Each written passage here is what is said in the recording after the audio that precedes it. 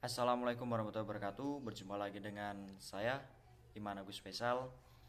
Pada kesempatan video kali ini saya akan sedikit menjelaskan mengenai metode pembelajaran kooperatif. Jadi nanti poin-poin yang akan saya sampaikan itu ada pengertian metode pembelajaran kooperatif. Yang kedua ada tujuan pembelajaran metode pembelajaran kooperatif ini. Lalu yang ketiga ada kelebihan dan kekurangan metode pembelajaran ini. Lalu yang keempat, cara penyampaian di dalam kelasnya. Oke, yang pertama ada pengertian apa itu metode pembelajaran kooperatif. Jadi metode pembelajaran kooperatif ini adalah suatu metode pembelajaran yang menekankan pada siswanya itu untuk berkelompok untuk mencapai suatu tujuan pembelajaran. Jadi yang dimaksud metode pembelajaran ini itu siswanya itu ditekankan agar berkelompok, agar tidak terpaku kepada gurunya saja. Karena pada prinsipnya itu belajar itu harus inovatif, kreatif dan efisien. Jadi di sini itu udah tiganya itu udah termasuk dalam metode pembelajaran kooperatif ini. Lalu yang kedua ada tujuannya yaitu jelas. Yang pertama untuk melatih rasa percaya diri seorang siswanya. Jadi ketika berdiskusi itu nanti evaluasinya itu ketika presentasi di depan kelas, dan di situ kan otomatis siswanya itu akan dilatih mentalnya ketika memaparkan hasil diskusi yang sudah didiskusikan dengan kelompoknya. Lalu yang kedua untuk saling meningkatkan interaksi yang asih dan asuh antar siswanya. Jadi jelas ketika berdiskusi kan nanti kan akan terjalin suatu interaksi dengan temannya. Lalu di sini tujuan yang ketiga yaitu agar siswanya itu tidak bosan dengan metode pembelajaran ceramah. Jadi tidak terpaku pada gurunya. Tadi yang sudah saya sampaikan di tujuan pembelajaran metode kooperatif yang pertama. Lalu yang poin ketiga ada kelebihan dan kekurangan metode pembelajaran kooperatif ini. Yang pertama, keunggulan dari metode pembelajaran kooperatif ini itu siswanya itu tidak merasa bosan dengan metode pembelajaran ceramah seorang gurunya saja. Jadi akan lebih mengasihkan ketika berdiskusi dengan temannya. Karena pada faktanya itu bahasa teman itu lebih dimengerti, dipahami oleh siswa zaman sekarang ketimbang bahasa dari gurunya ataupun yang sudah disampaikan oleh gurunya. Kadang lebih mudah dipahami oleh penjelasan dari temannya.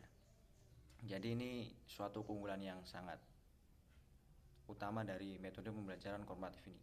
Lalu yang kedua, menghilangkan rasa egois dan egosentris antar siswanya. Ini jelas karena ketika berdiskusi kan yang bekerja itu satu tim atau satu kelompok. Jadi rasa egois dan egosentris itu kemungkinan kecil tidak akan muncul, ataupun kemungkinan besarnya tidak akan muncul. Lalu yang ketiga, mempererat tali persahabatan dalam kelas tersebut. Karena kan ketika berkelompok nanti akan terjalin suatu kerjasama yang baik. Otomatis ini akan menumbuhkan rasa persahabatan antar siswanya. Lalu yang keempat ada melatih mental seorang siswanya ataupun meningkatkan rasa percaya diri seorang siswanya ketika maju memaparkan hasil diskusinya. Ini jelas karena kan public speaking itu di zaman sekarang sangat diperlukan ketika seorang siswa itu keluar dari ataupun lulus dari sekolahan tersebut. Itu public speakingnya harus bisa bersaing dengan yang lainnya. Lalu poin yang ketiga ini ada kekurangan dari metode pembelajaran kooperatif ini. Kekurangannya apa? Kekurangannya yang pertama, metode pembelajaran kooperatif ini membutuhkan waktu yang lama ketika menyelesaikan satu materinya.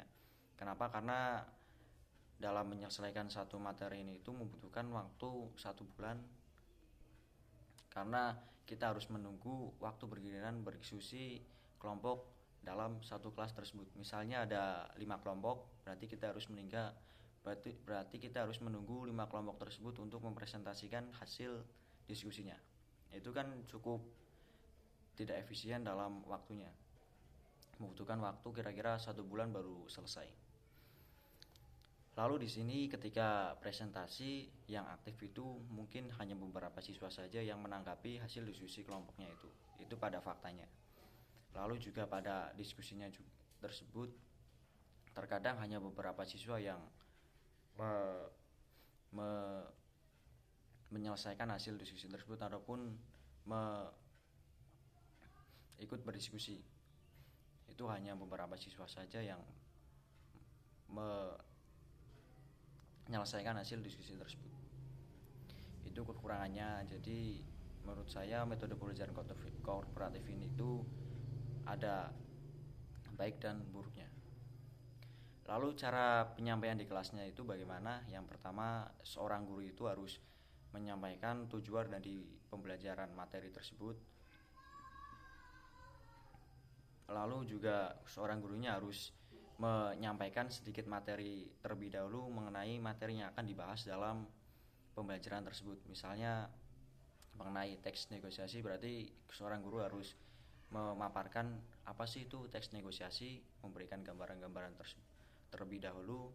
Lalu ketika sudah, seorang guru harus membentuk kelompok kecil, bisa satu kelompok bisa 4 orang maupun 5 orang dalam kelas tersebut.